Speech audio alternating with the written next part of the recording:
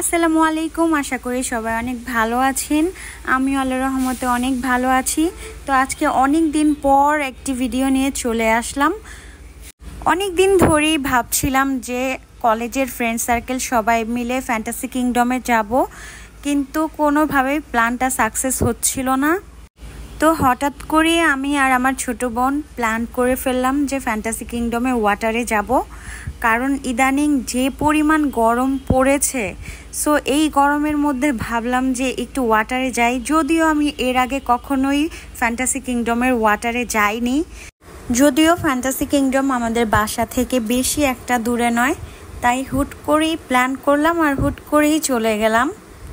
মূলত fantasy kingdom নামেই পরিচিত বাংলাদেশের ঢাকার অদূরে আশুলিয়া থানার জামগড়া এলাকায় অবস্থিত একটি বিনোদন পার্ক। ফ্যান্টাসি কিংডম 2002 সালে 19 ফেব্রুয়ারি তারিখে প্রতিষ্ঠিত হয়।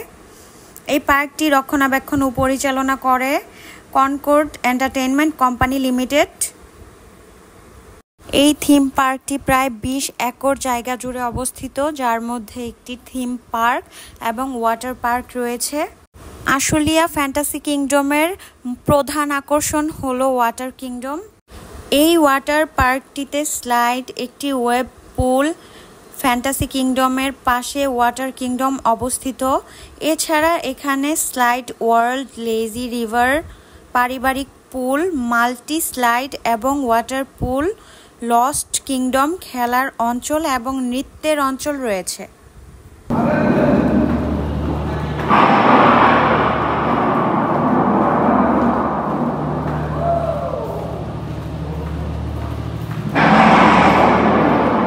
সাউন্ডটা খুবই হরেবল ছিল আর আমার বোন তো অনেক বেশি এনজয় করছিল।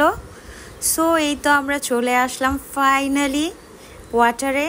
আর ওয়াটারে নামার পর এতটা শান্তি অনুভব হচ্ছিল, সেটা বলে বোঝানো যাবে না।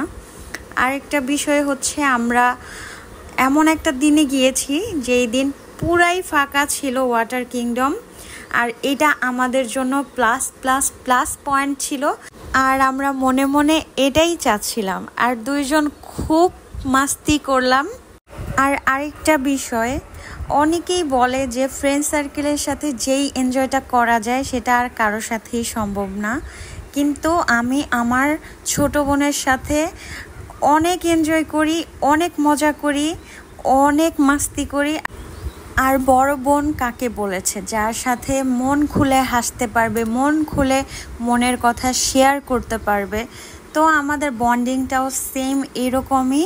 আমাদের জন্য আপনারা সবাই অনেক বেশি দোয়া করবেন, যাতে আমরা সব সময় এইভাবেই ভালো থাকতে পারি, মিলেমিশে থাকতে পারি। সো আমার ভিডিওগুলো যদি আপনাদের কাছে ভালো লেগে থাকে তাহলে অবশ্যই আমাকে সাপোর্ট করবেন। আজকের জন্য এতটুকুই। আল্লাহ হাফেজ।